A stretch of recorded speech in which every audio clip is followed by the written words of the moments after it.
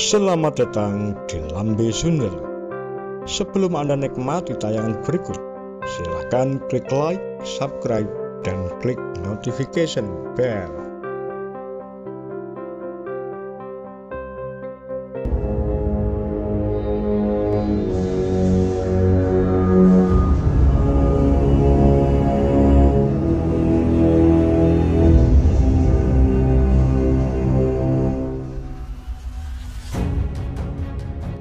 Hidup Bung Karno jungkir balik usai Super Semar terbit.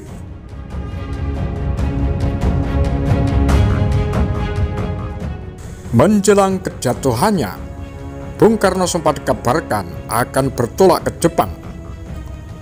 Yang terjadi justru dia dikucilkan di Bogor. Bung Karno menjalani akhir hayat yang tragis. Meski begitu, dia adalah satu dari sedikit negarawan yang tetap bisa mempengaruhi politik Indonesia dari liang kubur. Kalau Soeharto berkuasa, namanya dicela dan jasa-jasanya disepelekan.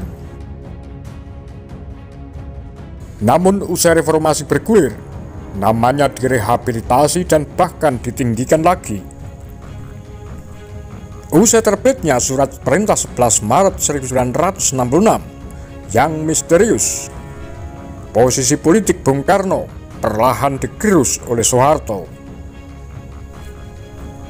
Meski tak tinggal diam, Bung Besar semakin kehilangan minat pada politik. Gelagat itu diamati oleh seorang fotografer keturunan Belanda, Otto Kwik. Kwik sempat akrab dengan Bung Karno karena cukup sering berkunjung ke Istana Jakarta dan Bogor. Menurutnya, Bung Karno saat itu lebih menggemari filsafat wayang daripada politik. Bahkan pada malam minggu, Bung Karno biasa memberikan semacam kursus kepada sekelompok peserta pos paragam di Istana Bogor.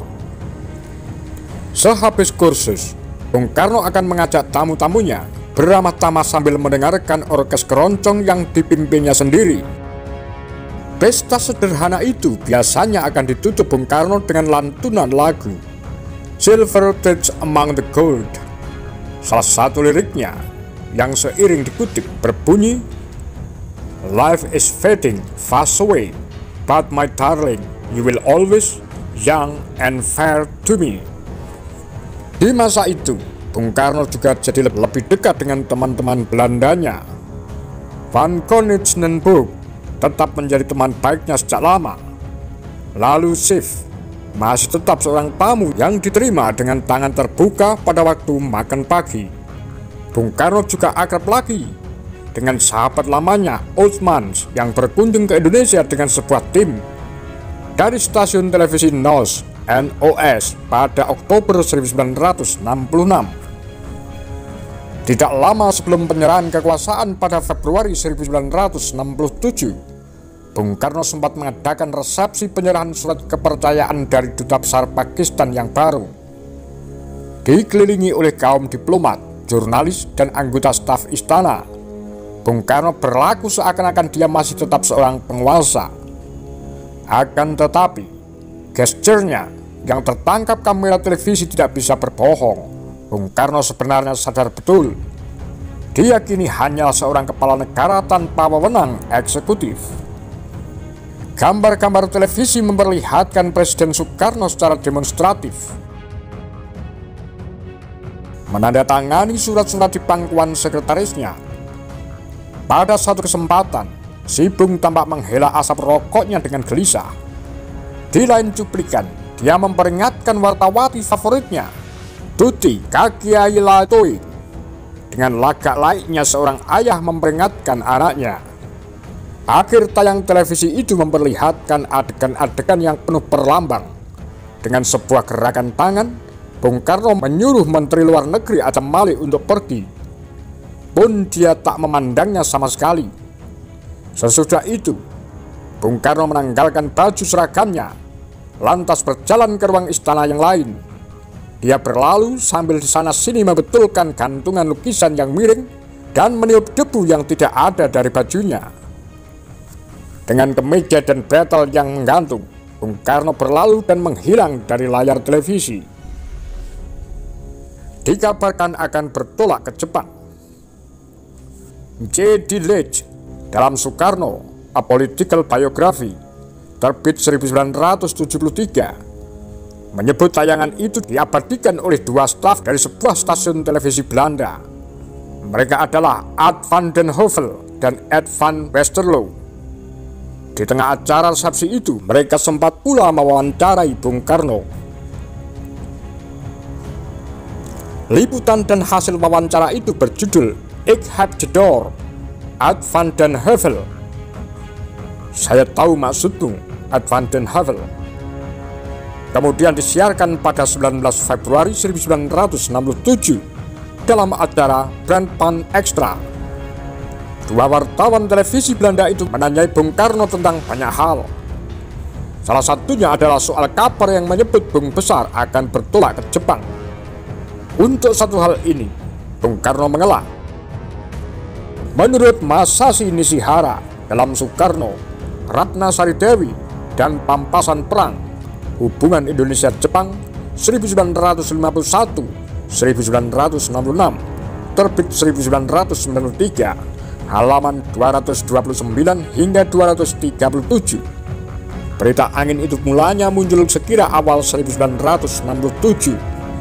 Musababnya adalah kabar Ratna Sari Dewi akan segera melahirkan buah hatinya dengan Bung Karno. Dewi sendiri sudah berada di Jepang sejak akhir 1966. Hulu dari kabar kabur itu agaknya terjadi beberapa bulan sebelum Dewi bertolak ke Jepang. Beberapa sumber menyebut Dewi pernah melobi Soeharto terkait nasib sang suami. M. Yuandasara dalam Sakura di Tengah Prahara, biografi Ratna Sari Dewi Soekarno, terbit 2008, menyebutkan Dewi melakukan serangkaian lobi kepada Soeharto. Salah satunya dengan main golf bersama. Dewi juga menggiring opini Soeharto. Di lapangan golf pula, seperti dicatat sejarawan Aiko Kurosawa dalam peristiwa 1965, Persepsi dan Sikap Jepang, terbit 2015. Soeharto memberikan 3 pilihan kepada Dewi terkait masa depan Bung Karno. Pertama, pergi ke luar negeri untuk beristirahat. Kedua, tetap tinggal di Indonesia sebagai presiden, namun hanya sebulan. Dan ketiga, mengundurkan diri secara total. Soeharto merekomendasikan opsi pertama dan menyarankan Jepang atau Mekah sebagai negara peristirahatan. Di lapangan golf itu, Dewi kian menyadari bahwa posisi suaminya makin lemah di hadapan tentara.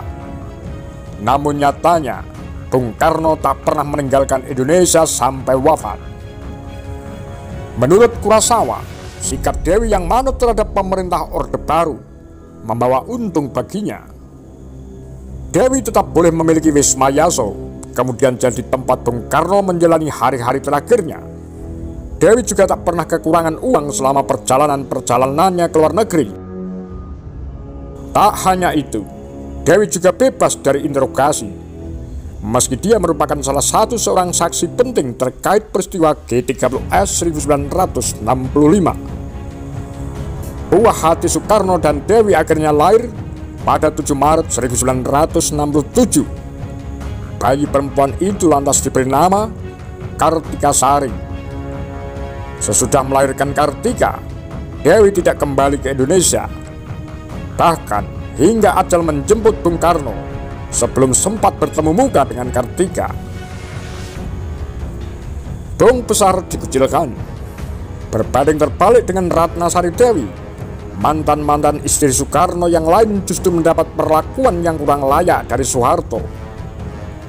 Pihak militer mengusir Haryati, Kartini Manopo, dan Yuri Kesanger dari villa-villa mereka di Grogol, Menteng, dan Polonia. Soeharto akhirnya diangkat menjadi pejabat presiden pada 12 Maret 1967, hanya berselang setahun setelah terbitnya Super Semar. Sejak itu, dunia Soekarno seperti dijungkir balikkan. Atas perintah Soeharto, Bung Karno dan keluarganya diultimatum untuk angkat kaki dari Istana Merdeka dan Istana Bogor sebelum 17 Agustus 1967. Dulu, setelah Belanda mengakui kedaulatan Indonesia, Bung Karno masuk istana dengan seluruh kebesarannya sebagai pemimpin. Kini, dia dipaksa keluar dengan hanya berkas oblong dan celana piyama. Segala kekayaan yang dibawa adalah selebar bendera merah putih, beberapa botol minuman ringan, kue-kue dan obat-obatan. Statusnya kini adalah tahanan Orde Baru. Mulanya, Bung Karno ditahan di rumahnya di daerah Batu Tulis, Bogor, dan lalu dipindahkan ke Wisma Yaso, Jakarta pada 1969. Anak-anaknya lalu berpindah ke rumah Fatmawati di Kebayoran Baru. Di Bogor, Bung Karno menghabiskan waktunya ditemani Hartini. Hidup Bung Karno jadi makin sepi lantaran Orde Baru Soeharto hanya mengizinkan segelintir orang mengunjunginya. Secara harfiah, kini Bung Karno benar-benar dikucilkan dari dunia luar. Roslan Abdul Ghani bercerita sempat bertemu empat mata dengan Bung Karno. Pertemuan itu terjadi beberapa waktu sebelum Soeharto secara resmi diangkat jadi presiden pada Maret 1968. Dalam kesempatan itu, Cak Roslan menghimbau Bung Karno agar bersedia menerima tuntutan Soeharto dan mengutuk Partai Komunis Indonesia (PKI). Bung Karno menjawab bahwa dia tidak bisa melakukannya. Tidak lama sesudah pertemuan itu, dua orang pemuda anggota Partai Nasional Indonesia (PNI) berhasil menembus masuk ke Bogor untuk menemui Bung Karno. Mereka bertanya kepada Bung Karno, mengapa dia tidak mau mengerahkan kekuatan para pendukung setianya untuk melawan orang-orang yang ingin merenggut kekuasaannya. Bung Karno barangkali tampak pasif sepanjang 1966. Kala Soeharto perlahan-lahan menggerus kekuasaannya. Namun Bung Karno bukannya tak berbuat apa-apa. Pada 22 Juni 1966, dia menyampaikan pidato pertanggungjawaban selama jadi presiden dan soal peristiwa G30S di hadapan MPRS. Pidato berjudul Nawasara itu ditolak MPRS. Bung Karno lalu menyampaikan pelengkap Nawasara pada 10 Januari 1967 yang lagi-lagi ditolak MPRS. Itu adalah usaha terakhirnya untuk mempertahankan diri dan dia kalah. Kepada dua pemuda itu, Bung Karno mengatakan tak ingin menyulut perang saudara. Lalu Bung Karno memberi mereka nasihat, jadilah cerdik laksana ular dan berlakulah seperti burung merpati.